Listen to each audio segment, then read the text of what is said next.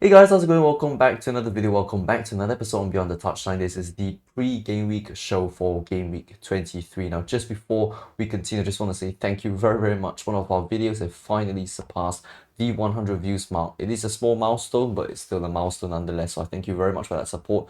I talked about reaching 100 views like a couple episodes ago. So we finally reached that number. And actually, it was a Boxing Day video as well. It was a pre-game show for the Boxing Day game week. So apparently people love to watch about Boxing Day. So I guess every Boxing Day we should have pretty good views for that video. But regardless, I thank everyone for their support for all the videos thus far on this series. As I said, I hope you guys really enjoy what you guys are watching. And as I said, leave comments down below how I can improve or what are the things that you want to see moving forward, and obviously I can always try those out. But yeah, drop a like on the video if you guys are enjoying this series, of course, and subscribe if you're new around here. But yeah, let's jump right in. Right, having a look at the table once again, obviously from game week 22, only Newcastle lost theirs because they lost to Bournemouth, and Villa and Arsenal, the only two teams that drew their games. And as for the bottom 10, however, it's quite hectic. Only Palace and Everton managed to win their games. Obviously, Everton beat Tottenham, and as for Palace, they beat West Ham. Now, if we have a look at the statistics, obviously Salah still stays on 18 goals, still stays the top goal scorer of the Premier League. As Haaland scored against Ipswich, he's on 17. Isak, as I said, ended his consecutive goal scoring streak, so he's on 15. Wood, did he score? I think he did. So he's on 14. Palmer as well on 14. As for the assists, Salah on 13 still. Saka 10. Robinson 9. Murphy, Damsgaard on 7 each. These five, they've not registered any assists in the last game. And so the top five assisters still stay as they are. So here are the games for Game Week 23. We'll start things off with Brighton against Everton, followed by Liverpool, Ipswich, Southampton, Newcastle, Wolves, Arsenal, Bournemouth, Forest, Man City, Chelsea to wrap off Saturday, then Tottenham, Leicester, Palace, Brentford, Aston Villa, West Ham, and Fulham and Manchester United. So these are all really fun games. Let's go through one by one and see what my predictions are. Right, so obviously starting things off with Brighton and Everton now. Obviously, Brighton, they've won 2 games on the bounce now, which is obviously very positive from them considering, as I said, they have been having their winless run for the longest time possible. So it is about time they'd obviously started picking up some wins here and there. Now, as for Everton, obviously, the win against Tottenham is going to boost their confidence a little bit. Again, still evidently quite shaky because they were 3-0 up at the break, and for Tottenham to bring the game back to 3-2, sorry, that would have been something very worrying for Everton. I'm sure David Moyes is aware. Again, defensively, there needs to be some level of change within that team. They cannot expect to, as I said, they can't really rely on goals because clearly, the team is just not an attacking threat. They're not being able to score a lot of goals. And so defensively, they need to be very sound. Again, if Pickford just has a little bit of an off day, because we know how good their defense is in general, once Pickford has an off day or two, it's going to be very difficult moving forward for them to even come back into the game. Now, but I think minimally at least, there are some positive signs ultimately. As I said, this Everton team isn't the worst. I just like to put it out there. They really are not a relegation team on paper.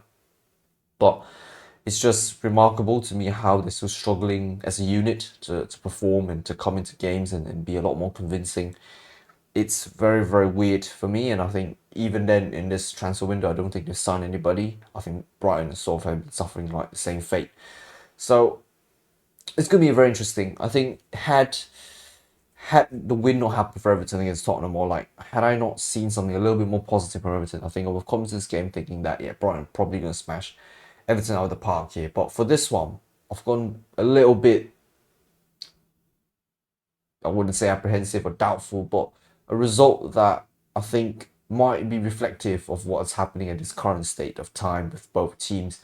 I've put in a 1-1 draw because I feel like Brighton are going to be very lively for sure, but I just don't see Brighton being as I don't think he can execute the game plan really well. I don't see them being as clinical as they should be. And as for Everton, I think they're just going to have that off chance or two, and they're still going to put the ball in the back of the net. It is like the chance that's probably going to get them a point in this game.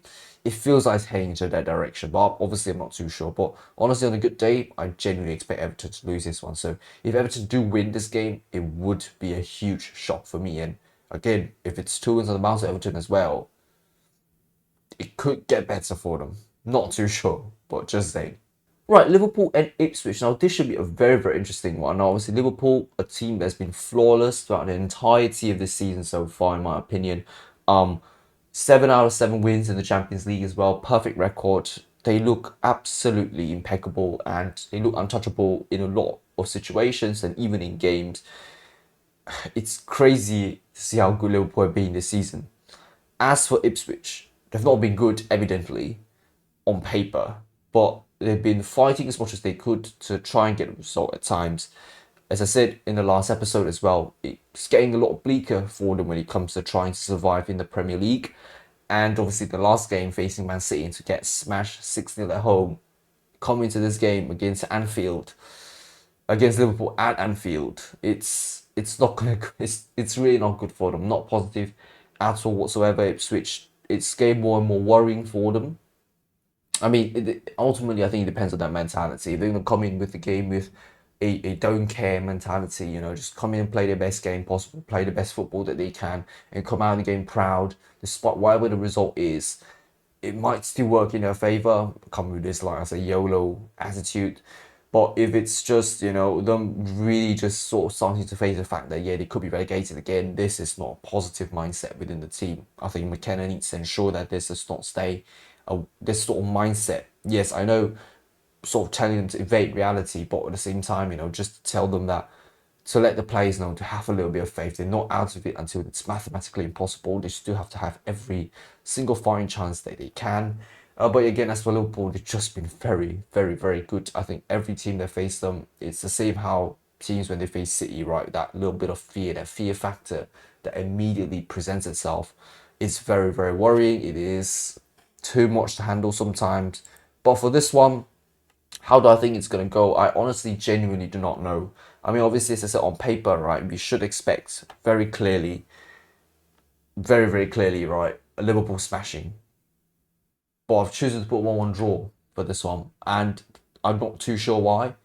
As much as I said, I want Liverpool to drop points, right? But it needs to have, it needs to be, it needs to happen at a time when no one would expect it. Because the way Liverpool are playing, you really do not expect them to drop points. So again, am I having this moment here where I'm like just saying that maybe it could happen, maybe it could happen? But yeah, I mean, as for Ipswich, I mean, and Ciso coming on loan from Brighton, he's a brilliant player. Don't get me wrong in Ciso, so I'm not exactly too sure why he's being brought on loan from Brighton. I'm not. Maybe his game time at Brighton is coming to an end-ish, maybe, but maybe he could try to get something out of this Ipswich team here and Ciso. He's really not a bad player, so we'll see if he can play against Liverpool and see how he performs then. But regardless, I think 1-1 draw might be a little bit crazy to think about it, but I mean, it's a prediction nonetheless. But obviously, as I said, Liverpool should be winning this one. So any less than that, it's clearly not a good result for Liverpool. Right, next game, Southampton, Newcastle. Now, for this one, I honestly, as I said, Southampton, they were lively against Nottingham, but it's a game of two halves for them. Initially, when they were playing, in the first half, they felt diabolical. They were 3-0 down, and they brought it back to 3-2. Should have been 3-3 if it weren't for their goal line clearance for Hyena. There is a lot that has been going on over there. So, in that game at least. So, I think Southampton, again, unfortunately for them, it's just not good enough. Really, just not good enough from them from game to game to game. You just need to feel for Southampton because the quality isn't there evidently, and I think the team is really putting whatever they can to get a result, but still that has not been happening. And now Ben Bertrand Diaz on loan out to Sheffield United as well. I think losing, even though Ben Bertrand Diaz isn't the best striker in the world, obviously, but I think it's still a decent squad player for Southampton when they need the fresh legs to sub on, or they need someone who has a little bit of attacking intent, attacking talent to just get the games moving forward. And without that player now, it's a bit crazy for me. They made a couple of signings, but ultimately, are they game changers? To me, not really. It's going to be challenging for Southampton. Now, obviously, Newcastle, the last game against Bournemouth, they were absolutely wiped off the floor. When you predicted that Newcastle would continue a really, really strong run to lose 4-1 to Bournemouth, that is a statement from Bournemouth FC or AFC Bournemouth. What Newcastle have experienced that game was, I think, phenomenal in all aspects. to see them having some shots here and there, to see you creating some chances, but still not getting the ball in the back of the net. You need to see a team dominating them so badly when they are playing at home. Yeah, I would like to say it's a one-off game for Newcastle, but these games can honestly happen, especially if you're a team, or rather when teams are not as consistent as they look time and time again. This is bound to happen to someone at any point in time, and it has happened to Newcastle the last game. As I said, I just hope it's a one-off game because clearly, I mean, that game was going to be really, really tight in terms of competition. As I said, both teams are fighting for a lofty position in the Premier League, so you can see both teams really going out for it. But clearly, Bournemouth were just a better team in that game itself. But for this one, Southampton Newcastle, I mean, obviously, as I said, even when Newcastle are probably not at their best, I don't exactly see them just dropping points against Southampton. As I say, it could happen. I mean, Manchester United nearly did it the last time out. I mean, at least they won 3-1, but otherwise, yeah, it would be very, very scary in that regard. But for this one, I say a 4-2 win for Newcastle. I just believe in what I'm seeing in Newcastle still, and I think that, as I said, that would have been a one-off game. And as I said, the fact that it's against Southampton, it's one of the ways to, I say, get winning ways back again, because you clearly just need to ensure that you do the best that you can coming into this game as well, and you can't really let the previous result affect you. I think that's the most important thing, because sometimes, you know, teams that allow what's been happening in the past few games to affect them massively. So I really don't want them to have that mentality being stuck in now at Newcastle. As I said, they're capable of doing much better than what they did against Bournemouth. So yes, 4-2 win for me at least, or at least a win for Newcastle for this fixture. Right, Wolves against Arsenal. Now, again, looking at this fixture, it should be relatively straightforward for Arsenal. As I said, Wolves had a really blistering start, in my opinion, with Victor Pereira at the very start of his tenure. Now he's picking up loss after loss after loss. Again, it feels as if we're having a Gary O'Neill 2.0 again. And, you know, again, is it really got to do with the team, or has it got to do with just how it works in the Premier League? You know, it's just that unpredictable. It's very hard to tell ultimately about how teams perform, right? As I say, Liverpool, when they played against Chelsea, I felt they weren't too bad. It wasn't the worst. Clearly, just Chelsea were the better team. But again, considering a Chelsea that has been up and down in form, and for Wolves to still be okay at times, to still lose that game, I think is a little bit disappointing in my opinion. I think not being competitive enough in that game. Yeah, I think they just should have done better. And as for Arsenal, that 2-goal deficit collapse against Villa when they were 2-0 up. Again, not good enough from Arsenal. Again, you know, when these are the sort of games you really expect them to win, especially when they've been 2-0 up at the 54th minute, you really should just try to find ways to hold on to the result. It's like Man City again, you know, we're talking about how you just need to see the result out once you have a couple of goals in it already. You can't afford to lose games. You can't afford to drop points from then on out. You really just need to try your best to solidify the result here and there. Failed to do so from Arsenal. So again, very disappointing in that regard. I don't know. This game would be very, very interesting to watch. The Molyneux has always been a very tough place in general to play at. Wolves' home run has arguably been a lot better than their away run as well. For this one, I've decided to put a 1-1 draw. Again, another upset for Arsenal. Another drop points for Arsenal. My confidence with Arsenal has been dropping a lot this season. At the start, I felt like, yes, maybe they could still stand a chance to really fight for the title this year. But the way that they've been bottling quite a bit this season, it's like whenever teams around them drop points, they drop points. And when teams around them don't drop points, they do also have that tendency to drop a little bit of points here and there, which is really not good enough for me, especially a team that has been fighting for the title for 2 years straight against such an elusive Man City back then. You would expect them to be a lot more effective this season. You know, you would expect that the more lessons they would have taken from those 2 years, they would have curated those lessons, brought into this third season, and just be a lot more competitive. Unfortunately, I've not seen any of that really this season. Some glimmer of hope here and there, but otherwise I think it's still poor from Arsenal in general this season. Again, how many more lessons do you need to learn if you're going to keep dropping points like this? So I'm more concerned with anything. But yeah, I'm sorry, Arsenal, but it's a warm prediction for me. But honestly, you should be winning this one. Right now, Bournemouth and Nottingham Forest. Now, obviously, Bournemouth on the back of a very, very lively win against Newcastle. I think is around a smashing win as well for them, so that's fantastic. Nottingham Forest 3-2 win against Southampton, really tight. They nearly bottled it, just like how Arsenal did. So this game again is very interesting. Bournemouth, I think, have two really tough opponents considering the stature of their team and what they're fighting for right now. Newcastle, then Nottingham Forest, I think is really, really difficult. I think with regards to transfers, obviously Bournemouth lost Philip Billing out on loan to Napoli, which I feel like is quite a loss in my opinion. I think Billing has been an influential player for Bournemouth in all regard. But I mean, going to Napoli is a much better team, isn't it? So clearly Billing's gonna have a better opportunity there if it's just on loan for the time being. They've also lost Max Aarons out on loan to Valencia again, to arguably a better team, a struggling Valencia nonetheless, but still, pretty good from Aarons to just have this sort of opportunity to really just go and try and see what he can do over there. But yeah, anyways, in my opinion, this game should be very, very interesting to watch as well. It should be, again, a game full of action, a game that, should be quite entertaining in my opinion. I think Nottingham Forest will do absolutely whatever they can to still get the 3 points because we know what they can do despite not having that much possession in general. They can still get the shots in, they still have that threat moving forward. A little counter-attacking threat that this team possesses is honestly very, very, very effective. But, as you can see on the screen, I've chosen to predict the Bournemouth are going to win this one. Again, I don't know. I think it's been a while actually since Nottingham have actually lost a game. I might be wrong. Maybe I've just somehow forgotten they've lost someone along the way. But for me at least, I think it's about time.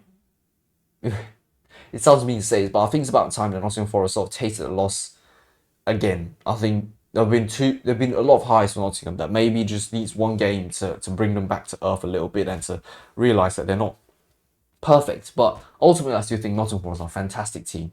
I think this one, maybe Bournemouth just have that slight upper hand somehow, some way, or maybe just things are not clicking enough for Nottingham Forest to the extent that Bournemouth are going to pick up the win for this one. It's going to be tricky, as I said, for this one. It's really just a prediction anyways, and I just feel that sometimes in game weeks you need a little bit of upsets here and there. Maybe this is one of those games that provide another upset or two, but nonetheless, a 1-0 win for Bournemouth for me. We'll see what happens with this one. I'm expecting, as I said, on paper, we should really expect Nottingham to win this one, but who knows, right? It's the Premier League. It's been as unpredictable as it has been this season, so we'll see what is the result for this one. Right, I think the biggest game of the weekend, City against Chelsea. Now, we'll talk about Chelsea first. They brought Chalobah back on loan to play against Palace the last game.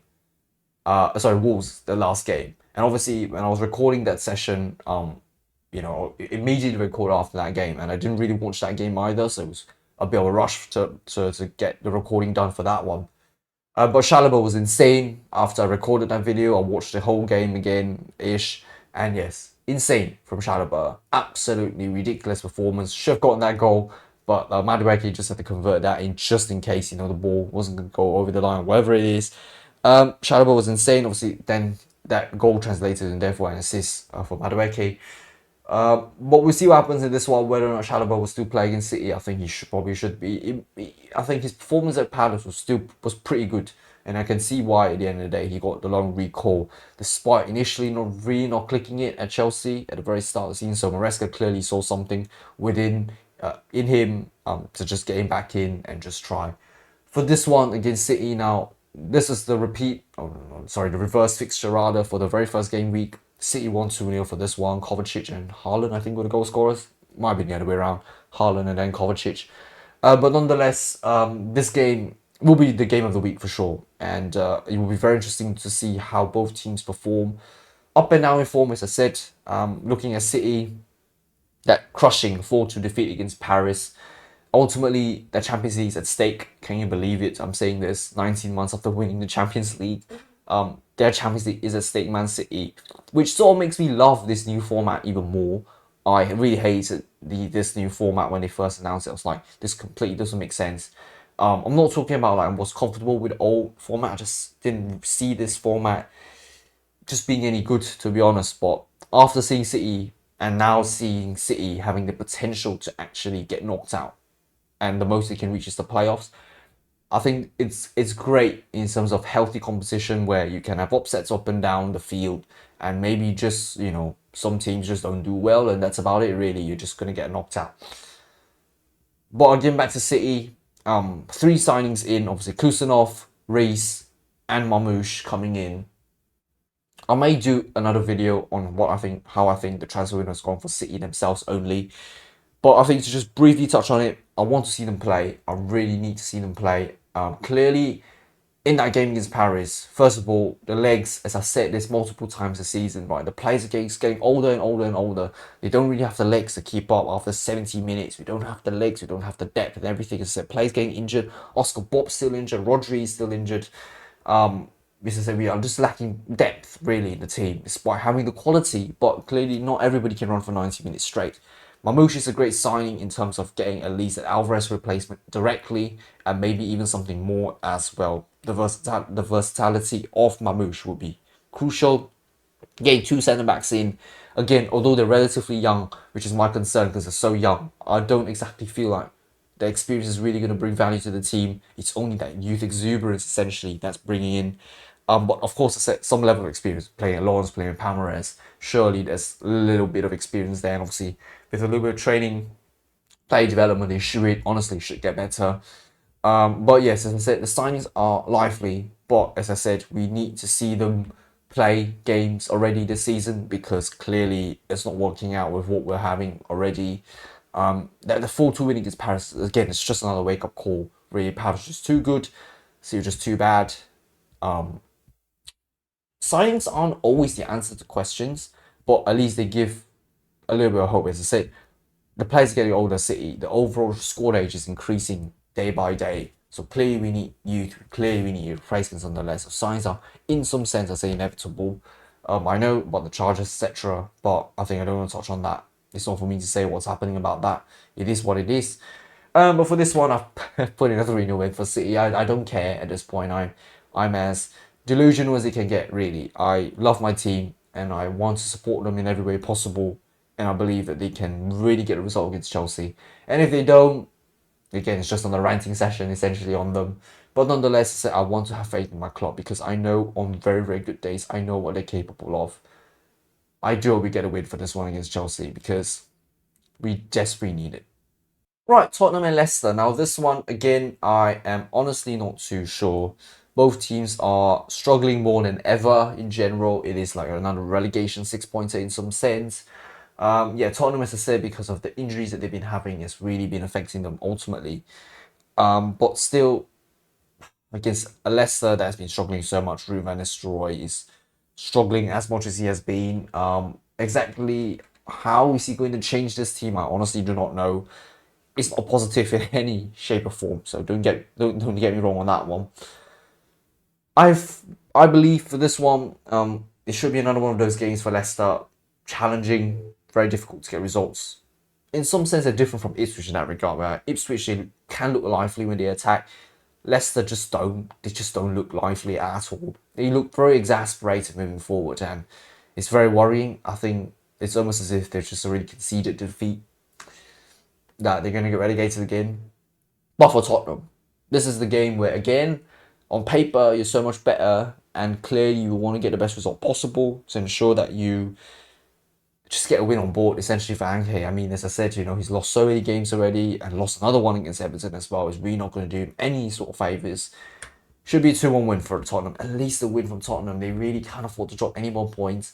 Will Anke get the sack? I really don't know. It could happen. It genuinely could happen. But the only reason why I'm not seeing that happening is because clearly I think the board needs to understand that, as I said, injured players have been too many for Tottenham. It could really just got to do with the team in general, just not having the right set amount of physicians or the right amount of professionals to help these players not get injured, because it's ridiculous how you can nearly have an XI of players who are injured, which shows that behind the scenes there is something wrong, either with the training regime or just in general, like how the players try to keep themselves fit to not have any problems physically. So I don't know, I'm not going to comment too much on that one, but that's my take on that. But regardless, I think Tottenham should be winning this one. If they don't, they're in trouble. Simple as that. It's not good enough. So yes, 2-1 win for Tottenham. That's my take on that.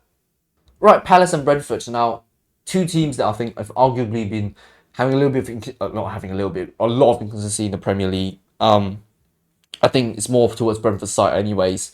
Up and down a lot of times here from Thomas Frank's side. As for Palace, they're unbeaten in their last 5 Premier League games, so it's been a while, arguably, since they've tasted defeat, which I think is really good from Palace, considering how they were really, in the relegation spots at the start of the season, and I think it was a lot of glass that out kind of idea. But now they're starting to click a little bit better now, and to be honest, I think Palace and Brentford is a really tight game. They're just a point separating both of them. But yeah, anyways, Palace are now 11 points off the relegation spots, which is great for Palace's perspective, because I'm sure that they would have come into the season, as I said, with that end of season form that they had last year. They would have wanted that to translate into the start of the season, but clearly that didn't happen. And because of that, I think it sort of affected their season a lot more than it should be. I think if they had a lot more positive results at the very start of the season, it would have been a lot better for them moving forward. How the season would pan out for them thus far. But nonetheless, I think where they are at this point in time isn't too bad. That's what Brentford said, because of the up and down form, it's very hard to predict what's going to happen. That draw against City, fantastic. The loss against Liverpool, as they expected. But when you sort of held it to 0-0 in 90 minutes, despite knowing that you're going to get dominated massively, or despite the game having been dominated this much in that game. It's clearly a switch off for them in some sense, to get the defeat, to concede 2 goals at the death of the game. Again, maybe Brentford could have done better in that regard, because a point against Liverpool is still as big of a point as a point against City, essentially. But regardless, for me, I think for this one, I am predicting a 1-0 win for Brentford. Not Palace, actually. I just think that, again, in terms of quality, clearly Brentford are the better side. So it's very hard for me to say that Palace are going to come out on top for this one. But again, it could happen considering how Palace have been performing this season. And I mean, they did get the 2-0 win against West Ham last time out. So again, Palace could provide some fun, some element of surprise maybe to the game.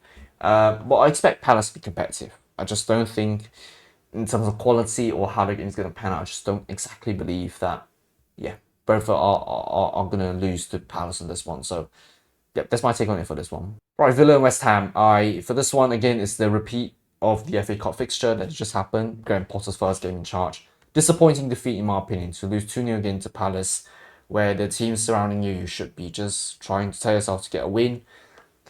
They didn't. Villa, great fighting spirit to come back into the game against Arsenal to get 2-2. I think they really probably could have lost the game, because Marino hitting Havertz, should have been a goal. I don't know, maybe not. But again, the rule book is the rule book sometimes, when he sort of hit Havertz's hand despite him not knowing it. But because of how, I think, the way he's ended up in the back of the net, they've got to constitute that as a handball. But otherwise, Arsenal should have won that game for sure. So Villa should have lost that game.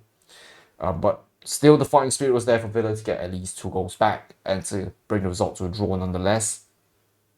And as for West Ham, I don't know what they're going to do for this one. It's going to be challenging moving forward for them as well. As I said, Potter still being that wild card. It's very hard to predict what's going to happen in that game, or how his tenure is still going to pan out. For this one, I've decided to give it 1-1 draw. Again, I just think Villa are going to continue to drop a little bit more points here and there. I think the season, it just hasn't been as convincing as they've been for the past 2 seasons altogether. This season has shown a lot of shaky, wobbly from Aston Villa. And I think they've lost against Monaco as well in the Champions League, so it's not going to do them massive favours with regards to the form book. I just think maybe West Ham, chance or two, get the ball in the back of the net, sit back as much as they can, park the bus. And I still think, Villa are probably going to be very, very threatening, but maybe you'll not be able to do it against West Ham again. But who knows, right? I think, as I said, on paper, Villa should win this one. I would be surprised, however, if West Ham actually wins this one, though. Right, to wrap things up here, Fulham against Manchester United should be a very interesting game. As I said, Fulham, they want to do their best to continue to pick up wins. Marco Silva's team isn't doing too bad either. It's just that a bit overshadowed, I guess, by Bournemouth and Newcastle will just be doing exceptionally this season, and Nottingham as well, to add on to that. So, clearly Fulham want to do something in this game to just get a result. Because it's against Manchester United, honestly, Man United have won Rangers 2-1. Finally, they've won another game again. But ultimately, I think the Premier League, that's where United need to really focus more, because out of 5 Premier League games, United have now lost 3 out of that 5. So it's clearly not good to have lost now 10 games in the Premier League as well as double-digit losses, which is, again, not a good result at all from the Red Devils. Fulham will do whatever they can, I'm quite certain, to get a result over the line this one. They know where they stand in the Premier League, and they know where they stand in terms of quality. They know that they're capable of doing things, and I'm sure, they're going to do whatever they can to get a result. Now, as for United, I really don't know how they're going to come into this one. United just that shaky, that wobbly, that inconsistent, especially that game against Brighton. Onana's blunder and just mistakes left, right, and centre from the team. Not performing again. It's very hard to tell how Manchester United play, honestly. They've been so inconsistent, as I've said. It's difficult to watch Manchester United play because every game that you sort of go in, you're like, oh my god, what's going to happen? What's going to happen? You keep possessing a level of worry for each game. I don't know for this one. It's going to be difficult. But for me, I say it's a 2-1 win for Fulham. I think it's going to be another defeat for Amarin again. Just for me, at least, I just don't see things clicking for Manchester United in this game either. And if it does, then they probably stand the best chance of winning or even at least getting a point. Once things do not work out, I realise, right, they just start to crumble instantly. Defense just shakes, falls apart, crumbles. Attacking threat missing. Again, are we going to expect like a 3-1 win against Southampton, like Amad Diallo show for the last 10 minutes? I mean, it could happen. Like, that's how inconsistent they've been, right? They've had the best highs and they've had the worst lows possible in the season. So yeah, my take on it is, I think Fulham are going to be a lot better for this one. I just don't see United getting a point either. I'm not confident in what I'm seeing with Manchester United. Just having more confidence in Fulham, essentially, because I know what they can do. And I think, as I said, on the good days, they should be able to get a result out of this game too.